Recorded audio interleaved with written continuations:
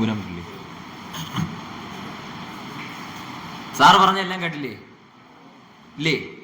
ഓ, ഇതിനിടയ്ക്ക് നമ്മൾ ഈ ക്ലാസ് റൂമിലുള്ള ആൾക്കാരൊക്കെ ചില സ്ഥലത്ത് കുഴഞ്ഞു വീണ് കിടക്കുമെന്ന് വിചാരിച്ചു. ഈ കുഴഞ്ഞു വീണ ആൾക്കാരെയൊക്കെ നിങ്ങൾ എല്ലാവരും കൂടെ എടുത്ത് എന്ത് ചെയ്തു? സാറ് പറഞ്ഞ പോലെയൊക്കെ എടുത്ത് പുറത്തു കൊണ്ട് തീർത്തു. അപ്പോൾ ഒരാള് ബോധം കെട്ട് കിടക്കുക, നിങ്ങൾ എന്ത് ചെയ്യും?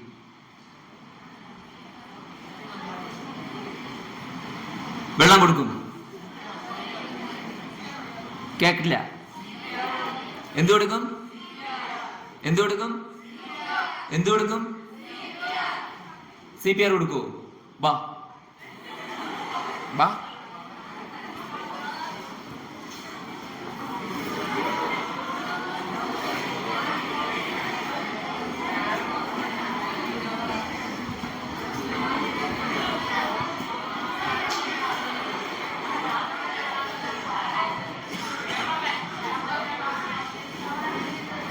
മയക്കില്ലാതെ സംസാരിക്കാം. ഒരാള് ചിലപ്പോൾ ഞാനായിരിക്കാം സംസാരിച്ചെടുത്ത് ഞാൻ കുഴഞ്ഞു വിളിച്ചു, അല്ലെങ്കിൽ നിങ്ങളുടെ ആരുടെയെങ്കിലും ക്ലാസ്സിലുള്ള ഒരാൾ കുഴഞ്ഞു ഇവിടെ കിടക്കണം. അവളുടെ പേര് ഫർഖാന. ഫർഖാനെ കുഴഞ്ഞു ഇവിടെ കിടക്കണം. ഫർഖാന, ഈ ആളുടെ ജീവൻ രക്ഷിക്കാൻ ഫർഖാൻ എന്ത് ചെയ്യും? കൊടു നോയിക്കോണേ. പിന്നോട്ടിക്കാൻ പറ്റുമോ? മതി. എടാ നോക്കിക്കോ, ഞാൻ ഒരു കാര്യം വേണ്ട. ഇവിടെ ഈ കിടക്കുന്ന പാവപ്പെട്ടവരെ യവനെ ഉറക്കെ ഒന്ന് വിളിച്ചിരുന്നെങ്കിൽ ഇയാൾ എണീറ്റനാണ്. ഒന്ന് ഉറക്കെ വിളിക്കുകയോ തട്ടി വിളിക്കുകയോ ചെയ്യുന്ന ഇയാൾ എണീറ്റ് വന്നുമായിരുന്നു. ആ ആളുടെ നെഞ്ചിലാണ് പറയാൻ വന്നിട്ട്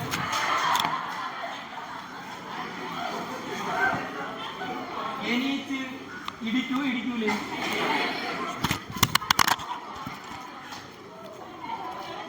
അപ്പൊ എവിടെയോ നമുക്ക് പണിവാളി. ആദ്യം എന്ത് ചെയ്യണം? തട്ടി വിളിക്കണം. വിളിക്കണ്ടേ ഫർഖാനെ? തട്ടി വിളി. നീ ഇരുന്നോ, കുഴപ്പമില്ല.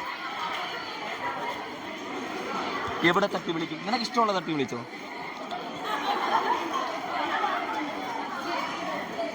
എടേ ഫർഖാനെ തട്ടി വിളി. ഫർഖാനെ ഞാൻ വിളിക്കാം.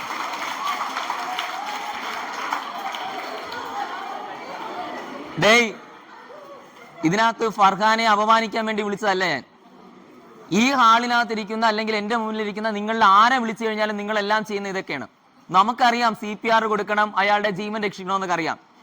പക്ഷേ നിങ്ങളൊന്ന് ആലോചിച്ചേക്കെ, തട്ടി വിളിക്കുന്നത് മിക്കവാറും ആൾക്കാർ, ചില ആൾക്കാർ അവിടെ നിന്ന് പറയുന്നുണ്ട് തട്ട്, പലരും അടിച്ചു വിട്ടോട്. ഇവിടെയൊക്കെ അടിച്ചാലുള്ള വേദന അറിയാലോ. അപ്പൊ അവിടെയൊന്നും അല്ല അടിക്കേണ്ടത്. എന്ത് ചെയ്യണമെന്ന് ചോദിച്ചു കഴിഞ്ഞാൽ, നമ്മളിപ്പോ ഒരാൾ ബോധം കിട്ടി കിടക്കാൻ തന്നെ വാടാടാ CPR കൊടുക്കാന്ന് പറഞ്ഞുകൊണ്ട് ഓടിപ്പോയി കൊടുക്കൂല. അങ്ങനെ അല്ല. പകരം നമ്മൾ ആദ്യം ചെയ്യേണ്ടത്, ഈ തളർന്ന് കിടക്കണില്ലേ ഈ ആള്, ബോധമുള്ള ആള് ബോധം മനസ്സിലാണോ അബോധ മനസ്സിലാണോ എന്ന് അറിയണം. അതിന് നമ്മൾ ചെയ്യേണ്ടതെന്ന് പറഞ്ഞാൽ ഇയാളെ തട്ടി വിളിക്കണം. എവിടെ തട്ടി വിളിക്കണമെന്ന് നോക്കിക്കോ. ഇതാ ഇയാളുടെ ഷോൾഡറിൽ കാണാൻ വയ്യേ? ഞാൻ കയ്യിലെടുത്തല്ല ചെയ്യണത് കേട്ടാ, നിങ്ങൾക്ക് കാണാൻ വേണ്ടിയാണ്. ഇവിടെ ഇങ്ങനെ തട്ടി വിളിക്കുന്നതാ, നോക്കിക്കോ. ഹലോ, കേൾക്കാമോ?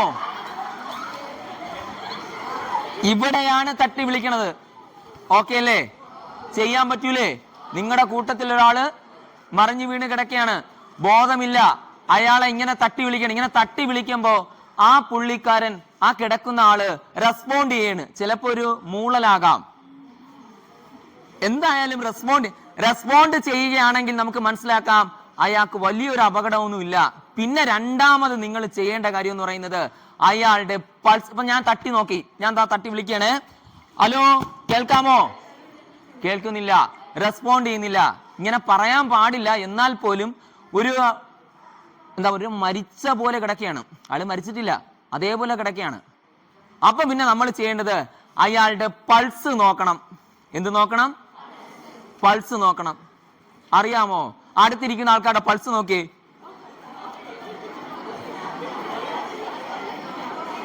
നോക്കിയില്ലേ? എടാ ഒരു മിനിറ്റ്, നിങ്ങൾ പൾസ് നോക്കിയതുപോലെ ഞാൻ നോക്കിയാണ്. ഇപ്പം മറിഞ്ഞു വീണ് കിടക്കുന്നത് സാറാണ്. സാറിന്റെ പൾസ് ഞാൻ നോക്കിയാണ്. നോക്കിക്കോളണേ കേട്ടാ. ഇങ്ങനെയല്ലേ പൾസ് നോക്കണ?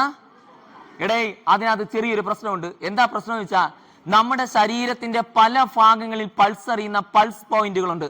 ഇവിടെ പൾസ് അറിയാം, ഇവിടെ അറിയാം, ഇവിടെ ബ്രാക്കിയൽ പൾസ് എന്നൊക്കെ വിളിക്കും. പല ഭാഗത്ത് പൾസ് അറിയാം. തമ്പ് പൾസ് ഉണ്ട്. നോക്കിക്കോണം, സാറിന് പൾസ് ഇല്ലാതെ കിടക്കുകയാണ്. ഞാൻ എന്റെ തമ്പ് വെച്ചിട്ട് പൾസ് എണ്ണയാണ്. ഒന്ന്, ഞാൻ എണ്ണണത് സാറിന്റെ പൾസാ എന്റെ പൾസാ? കാര്യം എന്റെ തമ്പിൽ പൾസ് ഉണ്ട്. അപ്പൊ ഞാൻ എണ്ണുന്ന ആരെ പൾസ്? എന്റെ തന്നെ പൾസാണ്. അതുകൊണ്ട് നിങ്ങൾ ശ്രദ്ധിച്ചാൽ മതി, ഈ ഡോക്ടർമാരൊക്കെ പൾസ് നോക്കുന്ന ഈ മിഡിൽ ഫിംഗർ വിളിച്ചാണ്. കണ്ടിട്ടുണ്ടാ? ഇനി മറ്റൊരു കാര്യം കൂടെ പറയാം. ഇങ്ങനെ തളർന്നു കിടക്കുന്ന ഒരാളുടെ കയ്യിലെ പൾസ് നോക്കിക്കഴിഞ്ഞാൽ ഒരിക്കലും കിട്ടൂല. അത് വലിയ പാടാ. അതുകൊണ്ട് തന്നെ ഇത്തരം ആൾക്കാരിൽ, അതായത് ബോധം ഇല്ലാതെയൊക്കെ കിടക്കുന്ന ഇത്തരം ആൾക്കാരിൽ നമ്മൾ പൾസ് നോക്കാൻ ഏറ്റവും എളുപ്പം, സാധാരണക്കാർക്ക് ഏറ്റവും എളുപ്പം എന്ന് പറയുന്നത് നമ്മുടെ കരോട്ടിഡ് പൾസാണ്. എന്ന് പറഞ്ഞാൽ നമ്മുടെ കഴുത്ത് ഇങ്ങനെ മുകളിലോട്ട് വെച്ചിട്ട് ഇവിടെ നമുക്കൊരു ശ്വാസനാളം ഉണ്ട് ഇല്ലേ? ഇവിടെ ഒരു നെക്ക് മസില്, ഇവിടെ നെക്ക് മസില്, രണ്ട് വിരൽ വെച്ചിട്ട് ഇതിന് രണ്ടിന് ഇടയിലേക്ക് ചേർത്ത് വെച്ച് നോക്കിയേ. ഇപ്പുറത്തും അറിയാം. കിട്ടിയാടെ പൾസ്? ഒന്നും കൂടെ നോക്കിയോ. ഇത് നമ്മുടെ ശ്വാസനാളം, ഇത് നമ്മുടെ നെക്ക് മസിൽ. ഈ രണ്ട് വിരലെടുത്ത് ജസ്റ്റ് ഇവിടെ വെച്ച് നോക്കുമ്പോൾ പൾസ് അറിയാം. കിട്ടിയില്ലേ? ശരി, ഒന്നും കൂടെ നോക്കിയോ. നമുക്ക് തിരിച്ചു വരാം. നമുക്ക് ജീവൻ രക്ഷിക്കാനുള്ള ഒരാൾ അവിടെ കിടക്കുകയാണ്. നിങ്ങൾ പറഞ്ഞ പോലെ CPR കൊടുക്കാനുള്ള അവൻ കിടക്കുകയാണ്. നമുക്ക് തുടങ്ങാം. ആദ്യം നമ്മൾ എന്ത് ചെയ്യും? തട്ടി വിളിക്കും, ഹലോ കേൾക്കാമോ? പിന്നെ എന്ത് നോക്കും? പൾസ് നോക്കും. അയാളെ റെസ്പോണ്ട് ചെയ്യുന്നില്ല എന്നുണ്ടെങ്കിൽ എന്ത് നോക്കുന്നു? പൾസ് നോക്കുന്നു. ഈ പൾസ് നോക്കുന്നതോടൊപ്പം തന്നെ ഇയാള് ബ്രീത്ത് ചെയ്യുന്നുണ്ടോ ഇല്ലോ എന്നും കൂടെ നോക്കും. ക്ലിയർ ആയ? എന്ത് ചെയ്യുന്നുണ്ടോന്ന്?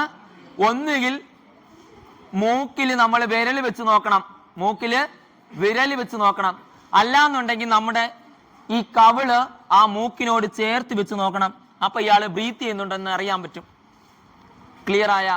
അപ്പൊ നമുക്കൊരു കാര്യം മനസ്സിലായി. ഈ കിടക്കുന്ന ആള് ഇയാൾക്ക് പൾസ് ഇല്ല എന്ന് മനസ്സിലായി. എന്ത് മനസ്സിലായി? പൾസ് ഇല്ല. നിങ്ങള് 8, വേറെ ഏതൊക്കെ സ്റ്റാൻഡ് കുട്ടികളുണ്ട്? 9, 10 ഉണ്ട്. പൾസ് +1 +2 ഉണ്ടോ? ശരി, പൾസ് എന്താണെന്നൊക്കെ അറിയാലോ? അറിയാം. എന്താണ് പൾസ് എന്ന് ചോദിച്ചു കഴിഞ്ഞാൽ നമ്മുടെ ഹാർട്ട് കണ്ടിന്യൂസ് ആയിട്ട് ഇങ്ങനെ കോൺട്രാക്ഷനും റിലാക്സേഷനും കാണിച്ചുകൊണ്ടിരിക്കും. നമ്മുടെ ഹൃദയം ഇങ്ങനെ കോൺട്രാക്ട് ചെയ്യുമ്പോൾ ഹൃദയത്തിനകത്തിരിക്കുന്ന രക്തം രക്തക്കുഴലുകളിലേക്ക് പമ്പ് ചെയ്യും. അപ്പൊ രക്തക്കുഴലുകളിൽ ഉണ്ടാകുന്ന ഒരു ചലനമാണ് പൾസ്. ഈ കിടക്കുന്ന ആൾക്ക് പൾസ് ഇല്ല എന്ന് പറഞ്ഞാൽ അയാളുടെ ഹാർട്ട് വർക്ക് ചെയ്യുന്നുണ്ടോ? ഹാർട്ട് വർക്ക് ചെയ്യുന്നില്ല. ഹാർട്ട് പമ്പിങ് നിർത്തി വെച്ചേക്കാണ്. ഇയാളുടെ ഇന്റേണൽ ഓർഗൻസിലൊന്നും രക്തം എത്താതെ ഇന്റേണൽ ഓർഗൻസ് എല്ലാം ഡെഡ് ആയിക്കൊണ്ടിരിക്കുകയാണ്. ഇതാണ് അവസ്ഥ. ഇല്ല, മരണത്തിലേക്ക് പൊക്കോണ്ടിരിക്കുകയാണ്. ആ സമയത്ത് നമ്മൾ ചെയ്യുന്ന എന്താണെന്ന് അറിയാമോ? നമ്മൾ എക്സ്റ്റേണൽ ആയിട്ടൊരു ബലം കൊടുത്തിട്ട് ഹാർട്ടിനെ നമ്മൾ എക്സ്റ്റേണൽ ബലം കൊടുത്ത് പമ്പ് ചെയ്യിക്കും. അപ്പൊ ഇന്റേണൽ ഓർഗൻസ് പെട്ടെന്ന് ഡെഡ് ആവൂ? ഇല്ല, രക്തം പമ്പ് ചെയ്യൂലേ? ഇങ്ങനെ കുറെ നേരം ചെയ്യുമ്പോൾ നമ്മുടെ ഹാർട്ട് ഇൻഡിപെൻഡന്റ് ആയിട്ട് വർക്ക് ചെയ്യാൻ തുടങ്ങും. അതായത് മരിച്ചു പോയ ഒരാളെ നമ്മൾ തിരിച്ച് അയാളുടെ ലൈഫിലേക്ക് കൊണ്ടുവരാൻ പോവുകയാണ്. അതാണ് CPR. മനസ്സിലായ? അപ്പൊ നമുക്ക് ഒന്നേന്ന് ചെയ്യാം. ആദ്യം എന്ത് ചെയ്യണം? തട്ടി വിളിക്കണം. ഞാൻ വിളിക്കട്ടാ? ഹലോ കേൾക്കാമോ?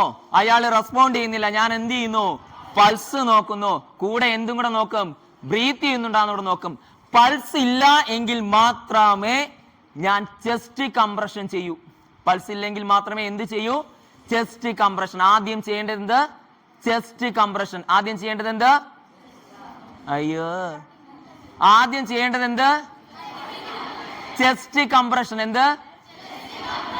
പോരാ, എന്ത്? അതായിരിക്കണം. ആദ്യം നമ്മൾ എന്ത് കൊടുക്കുന്നു? ചെസ്റ്റില് കംപ്രഷൻ കൊടുക്കുന്നു. ഇത് എവിടെയെന്ന് അറിഞ്ഞിരുന്നാ മതി. നമുക്ക് പ്രായമൊന്നും ചിലപ്പോ നിങ്ങൾക്ക് തോന്നും, അയ്യോ നമ്മൾ കൊച്ചുങ്ങളല്ലേ, നമ്മൾ ഇനി വാക്കല്ലാതെ അവന്റെ നെഞ്ചി പേറി പിടിച്ച് അമുക്കണം, അവന്റെ വാലിലൊടിഞ്ഞ് അവന്റെ ഹൃദയത്തിൽ കയറണം. അങ്ങനെയൊന്നുമില്ല. ഇത് എവിടെ കംപ്രസ് ചെയ്യുമെന്ന് മാത്രം നിങ്ങൾ അറിഞ്ഞിരുന്നാൽ മതി. എവിടെയാണ് കംപ്രഷൻ കൊടുക്കേണ്ടതെന്ന് ചോദിച്ചു കഴിഞ്ഞാൽ +1 പഠിക്കുന്ന കുട്ടികളാണെങ്കിൽ പഠിച്ചിട്ടുണ്ട്. നമുക്കൊരു സിമട്രിക് ലൈൻ ഉണ്ട്. ഇങ്ങനെ ഒരു ലൈൻ ഉണ്ട്, ഒരു ഇമാജിനറി ലൈൻ. നമുക്ക് മമ്മറി ഗ്ലാൻസ് ഉണ്ട്. ഈ രണ്ട് മമ്മറി ഗ്ലാൻസിന്റെ നിപ്പിൾസ് തമ്മിൽ വരയ്ക്കുമ്പോൾ ഇവിടെയാണ് ആ പോയിന്റ്, പ്രഷർ പോയിന്റ്. ഇങ്ങനെയൊക്കെ പറഞ്ഞാൽ നമുക്ക് എപ്പോഴും ഫീൽഡിൽ അപ്ലൈ ചെയ്യാനൊന്നും പറ്റൂല. എളുപ്പം നമുക്ക് ഇവിടം തൊട്ട് ഇതുവരെ ഉള്ള ചെസ്റ്റ് ബോൺ ഉണ്ട്, സ്റ്റേണ എന്ന് വിളിക്കും, കേട്ടിട്ടുണ്ടോ? Chest bone. ഇവിടം തൊട്ട് ഇതുവരെ ഉള്ള ഒരു ബോൺ ഉണ്ട്.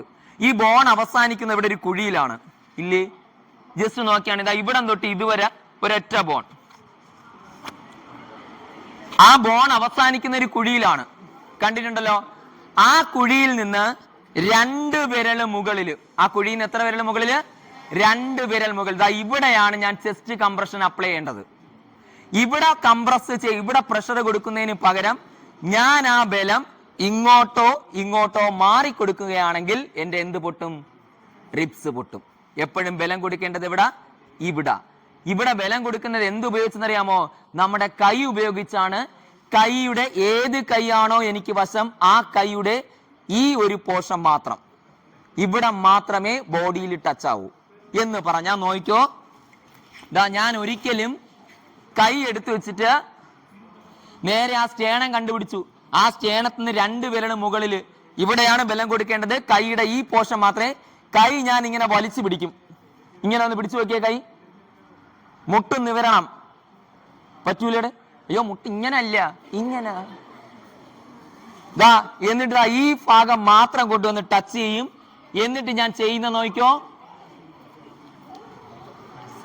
കംപ്രസ് ചെയ്യട്ടോ.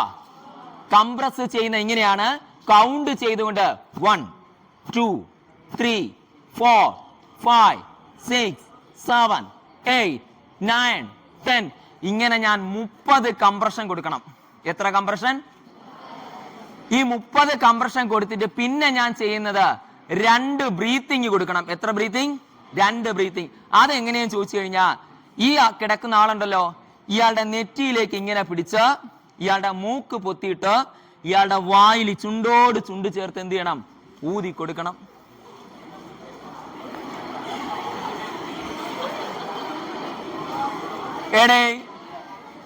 നിങ്ങളിൽ പല ആൾക്കാരും, അല്ലെങ്കിൽ മെഡിക്കൽ സയൻസിൽ അവർ പറയുന്ന ഏറ്റവും പ്രധാനപ്പെട്ട കാര്യം, പല ആൾക്കാരും CPR ചെയ്യാൻ മടിക്കുന്നതിന്റെ ഏറ്റവും വലിയ റീസൺ എന്ന് പറയുന്നത്, ഒന്ന്, ഒരു പരിചയവും ഇല്ലാത്ത ഒരുത്തന്റെ ചുണ്ടോട് ചുണ്ട് ചേർത്ത് ഊതാൻ പറഞ്ഞു കഴിഞ്ഞാൽ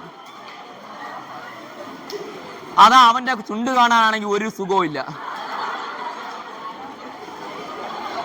വീട്ടിൽ അച്ഛനോ അമ്മയോ അനിയനോ അനിയത്തിയോ അങ്ങനെയുള്ള ആൾക്കാരാണെങ്കിൽ നിങ്ങൾ ചെയ്യൂലേ? പക്ഷെ പുറത്തുള്ള ഒരു ഔട്ട്സൈഡിൽ നിൽക്കുന്ന ഒരാളാണെങ്കിൽ അങ്ങനെ ചെയ്യൂ? ഇല്ല, ഒരിക്കലും ചെയ്യൂല. പക്ഷെ നിങ്ങൾ മനസ്സിലാക്കേണ്ട കാര്യം, നിലവിലത്തെ CPR റൂൾ വെച്ച് പറയണമെങ്കിൽ നിങ്ങൾക്ക് മൗത്ത് ടു മൗത്ത് ബ്രീത്ത് കൊടുക്കാൻ സൗകര്യമില്ല എന്നുണ്ടെങ്കിൽ നിങ്ങൾ കൊടുക്കണ്ട. നിങ്ങൾ ചെസ്റ്റ് കംപ്രഷനും ഇയാളുടെ വായ്ക്കകത്ത് എന്തെങ്കിലും തടസ്സങ്ങൾ ഉണ്ടെങ്കിൽ അത്തരം തടസ്സങ്ങൾ മാത്രം മാറ്റിയെടുത്താൽ മതി. നിങ്ങൾ ചെസ്റ്റ് കംപ്രഷൻ മൗത്ത് ബ്രീത്ത് കൊടുത്തില്ലെങ്കിലും കുഴപ്പമില്ല. കംപ്രഷൻ കൊടുക്കുക, പൾസ് നോക്കുക, കംപ്രഷൻ കൊടുക്കുക, പൾസ് നോക്കുക. അത് ചെയ്യാൻ പറ്റൂലേ? മൗത്ത് ടു മൗത്ത് ബ്രീത്ത് കൊടുക്കണോ? ഇല്ല, നമുക്ക് വയ്യ, കൊടുക്കണ്ട. മനസ്സിലായ? പണ്ട് കാലത്തായിരുന്നു ABC റൂള്. ആദ്യം എയർവേ, ബ്രീത്തിങ്, കംപ്രഷൻ. എന്നാൽ ഇന്ന് അങ്ങനെയല്ല. CAB, compression, airway, breathing. Breathing ഏറ്റവും അവസാനമാക്കി. മനസ്സിലായ? ആദ്യം എന്ത് കൊടുക്കണം? കംപ്രഷൻ. എത്ര കംപ്രഷൻ കൊടുക്കണം? അതിനുശേഷം എത്ര ബ്രീത്തിങ്? അതാണ് ഒരു സൈക്കിൾ. എന്നിട്ട് എന്ത് നോക്കണം? ശരി, ഞാൻ കൊടുക്കട്ടെ. നോക്കിക്കോളണം കേട്ടാ. ഇവിടെ തളർന്നു വീണ ഒരാളാണ്. ഞാൻ നേരെ ഇയാൾ റോഡിൽ കിടക്കുകയാണ്. പുള്ളിക്കാരനെ വിളിച്ചു, തട്ടി വിളിച്ചു, ഹലോ കേൾക്കാമോ? കേൾക്കുന്നില്ല. പൾസ് നോക്കി, ബ്രീത്ത് നോക്കി, പൾസ് ഇല്ല. അങ്ങനെയാണെങ്കിൽ ഞാൻ എന്ത് കൊടുക്കുന്നു? ചെസ്റ്റ് കംപ്രഷൻ കൊടുക്കുന്നു. 1 2 3 4 5 6. എന്റെ ബോഡി വെയിറ്റ് ആ കൊടുക്കണേ. 30 കംപ്രഷൻ. ഇങ്ങനെ എത്ര കംപ്രഷൻ കൊടുത്തു? ഈ കംപ്രഷൻ കൊടുക്കുമ്പോഴും കൗണ്ടിങ്ങിൽ ഒരു വ്യത്യാസമുണ്ട്. നിങ്ങളൊന്ന് ആലോചിക്കാണ്. 1 2 3 4 5 ഇതേപോലെ ആയിരിക്കൂല ഞാൻ 21 26 27 ഒക്കെ എണ്ണുന്നത്. വ്യത്യാസം വരൂലേ? അതുകൊണ്ട് തന്നെ കൗണ്ടിങ് പല രീതിയിൽ ചെയ്യാം. നോക്കിയോ, 1 2 3 4 5 6 7 8 9 10 1 2 3 ഇങ്ങനെ 1 to 10 1 to 10 അങ്ങനെ കൊടുത്തൂടെ? അങ്ങനെ നമുക്ക് എത്ര കംപ്രഷൻ കൊടുക്കാം? 30 കംപ്രഷൻ കൊടുക്കാം. ഓക്കെ ആണോ? ഞാൻ 30 കംപ്രഷൻ കൊടുക്കുന്നു. 2 റെസ്ക്യൂ ബ്രീത്ത് കൊടുത്തോ. പൾസ് നോക്കി, പൾസ് ഇല്ലടേ. പൾസ് വന്നാ? അപ്പൊ എന്ത് ചെയ്യും? ഒന്നും കൂടെ കൊടുക്കണം. ശരി, 1 2 3 രണ്ട്. അടുത്ത സൈക്കിൾ കൊടുത്തു, അപ്പോഴും പൾസ് ഇല്ല. എന്ത് ചെയ്യും? വീണ്ടും കൊടുക്കണം. വീണ്ടും കൊടുത്തു.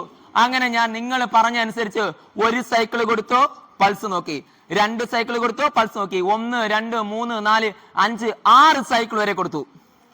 എന്നിട്ട് പൾസ് നോക്കി, അപ്പോഴും പൾസ് വന്നില്ല. എന്ത് ചെയ്യും?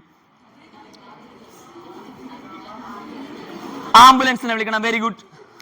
അപ്പോഴേ ആംബുലൻസിനെ വിളിക്കുന്നു. ആംബുലൻസ് വരുന്നു. ഞാൻ ഇത്രയും പൾസ് കൊടുത്തു ചേട്ടാ, ആള് രക്ഷപ്പെട്ടില്ല ചേട്ടാ, കൊണ്ടുപോകുന്നു പറയുന്നു. ഹോസ്പിറ്റലിൽ കൊണ്ട് കയറ്റുമ്പം ഡോക്ടർ വെച്ച് നോക്കിയിട്ടൊക്കെ പറയുകയാണ്, ഒരു 10 മിനിറ്റ് കൊണ്ട് മുമ്പേ കൊണ്ടുകൊണ്ടിരുന്നെങ്കിൽ ജീവൻ രക്ഷിക്കാമായിരുന്നു. കൊണ്ടുപോയവന്മാര് പറയിലൂടെ ലവൻ റോട്ടി വെച്ച് കളിച്ചുകൊണ്ടിരുന്നിട്ടാണ് ആള് മരിച്ചുപോയത്. ഇടി കിട്ടോ കിട്ടൂലേ? കിട്ടോ? അപ്പൊ എവിടെയോ നമുക്ക് പണിപാളി. എവിടെ? എപ്പോഴും വിളിക്കണം മോനെ? ആദ്യമേ വീടിന് മുമ്പേ വിളിക്കണം. അത്രേ ഉള്ളൂ. എവിടെ വെച്ച് വിളിക്കണമെന്ന് ചോദിച്ചാൽ ശ്രദ്ധിച്ചു കേട്ടോ. ഞാൻ ഇയാള് വീണ് കിടക്കയല്ലേ, നമ്മൾ ഇയാളെ തട്ടി വിളിച്ചില്ലേ, ഇയാളുടെ പൾസും ബ്രീത്തും നോക്കിയില്ലേ, ഇയാൾക്ക് പൾസ് ഇല്ല എന്ന് നമ്മൾ മനസ്സിലാക്കി കഴിഞ്ഞാൽ നിങ്ങൾ ചെയ്യേണ്ടത്, ഡേ ഇയാളൊരു ആംബുലൻസിനെ വിളിക്കണേ. എന്നിട്ട് നമ്മൾ എന്ത് കൊടുക്കണം? CPR കൊടുക്കണം. അങ്ങനെ മിക്കവാറും 4 5 6 സൈക്കിൾ ചെയ്യുമ്പം എന്ത് വരും? വരൂലടേ. ഒന്ന്, നമ്മൾ കുറെ ആൾക്കാർ കൂടി നിൽക്കുകയാണ്. ആരെങ്കിലും ഒരു ആംബുലൻസിനെ വിളിക്കണം എന്ന് പറഞ്ഞാൽ ആരെങ്കിലും വിളിക്കുവോ? അപ്പോൾ നമ്മൾ ചെയ്യേണ്ടത് ഒരാളെ ചൂണ്ടി അയാളുടെ തന്നെ ആംബുലൻസ് വിളിക്കാൻ പറയണം. ക്ലിയർ ആയല്ലോ? അങ്ങനെ നമ്മൾ ഇത്രയും കംപ്രഷൻ കൊടുത്തു, ആള് രക്ഷപ്പെട്ടില്ല. ആംബുലൻസ് വന്നു. ആംബുലൻസ് വന്നപ്പോ നമ്മൾ എന്ത് പറയുന്നു? ഞാൻ 6 സൈക്കിൾ കൊടുത്തു, രക്ഷയില്ല, ആള് മരിച്ചുപോയി, നിങ്ങൾ ഹോസ്പിറ്റലിൽ കൊണ്ടുപോക്കോ എന്ന് പറയുന്നു.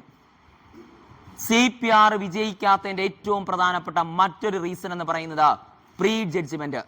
ഞാൻ പറഞ്ഞില്ലേ, നമ്മൾ 6 കംപ്രഷൻ കൊടുത്തു. ചിലപ്പോൾ നമ്മൾ കൊടുക്കാതെ വെച്ചിരിക്കുന്ന 7ാമത്തെയോ 8ാമത്തെയോ കംപ്രഷൻ സൈക്കിളിലായിരിക്കും ഇയാളുടെ ഹാർട്ട് വർക്ക് ചെയ്യാനിരിക്കുന്നത്. നമ്മൾ എത്രയിൽ നിർത്തി? 6ൽ നിർത്തി. അതുകൊണ്ട് തന്നെ ഈ ഒരു തവണ നമ്മൾ ചെസ്റ്റ് കംപ്രഷൻ സ്റ്റാർട്ട് ചെയ്ത് കഴിഞ്ഞാൽ എതുവരെ? ഹോസ്പിറ്റലിൽ എത്തിക്കുന്നത് വരെ നമ്മൾ ചെയ്യണം. ആംബുലൻസിൽ CPR കൊടുക്കാനുള്ള സൗകര്യം ഇല്ല എന്നുണ്ടെങ്കിൽ നിങ്ങളും കൂടെ കയറി പോകണം. നിങ്ങളെ കൊണ്ട് ഒക്കുന്ന പോലെ കൊടുക്കണം. പറ്റൂലേ? പറ്റൂലേ? അങ്ങനെ സ്വാഭാവികമായിട്ട് ഈ ആംബുലൻസ് നേരെ ഹോസ്പിറ്റലിൽ ചെല്ലുമ്പോൾ ആദ്യം തളർന്നു പോകുന്നത് നിങ്ങളായിരിക്കും ആദ്യം എടുത്ത് കാഷ്വാലിറ്റി കയറണം. കാര്യം നമുക്ക് ബ്രീത്ത് ഒന്നും കിട്ടൂല, നമ്മൾ തളർന്നു പോവും. പക്ഷേ നിങ്ങൾ കുറച്ച് ഗ്ലൂക്കോസ് ഉള്ളതൊക്കെ അടിക്കുമ്പോൾ സെറ്റ് ആവും.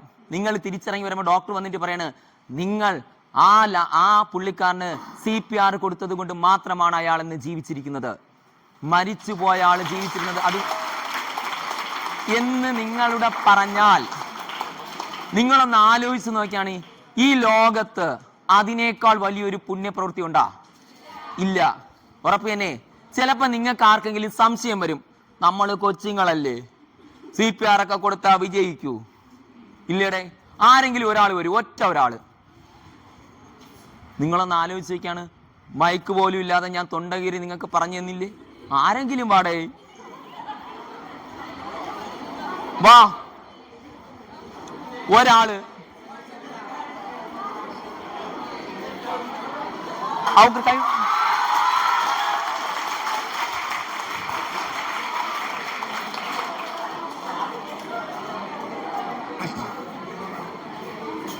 മോളുടെ പേര്? അമിത. അമൃതേ, സംഭവം ഒരാളും കിടക്കുകയാണ്, അമൃത CPR കൊടുക്കുകയാണ്. ചിലപ്പോൾ ഇത് തെറ്റിപ്പോവാം, അതിലൊന്നും ഒരു വിഷയമില്ല. അമൃത CPR കൊടുത്ത് രക്ഷിക്കടയോളാ. ഡേയ് ആദ്യം എന്ത് ചെയ്യണം? ഹലോ,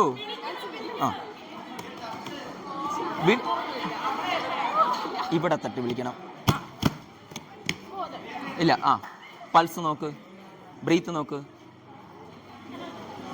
ആരെങ്കിലും ചൂണ്ടി ആംബുലൻസ് വിളിക്കാൻ പറ. ചെസ്റ്റ് കംപ്രഷൻ കൊടുക്കുകയാണ് അമൃത. മാക്സിമം ഈ ആളോട് കാഷ്വാലിറ്റിയോട് ചേർന്നിരുന്നേ. ഓക്കെ.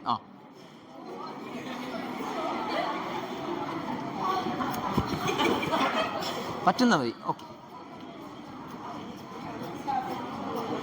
മതി.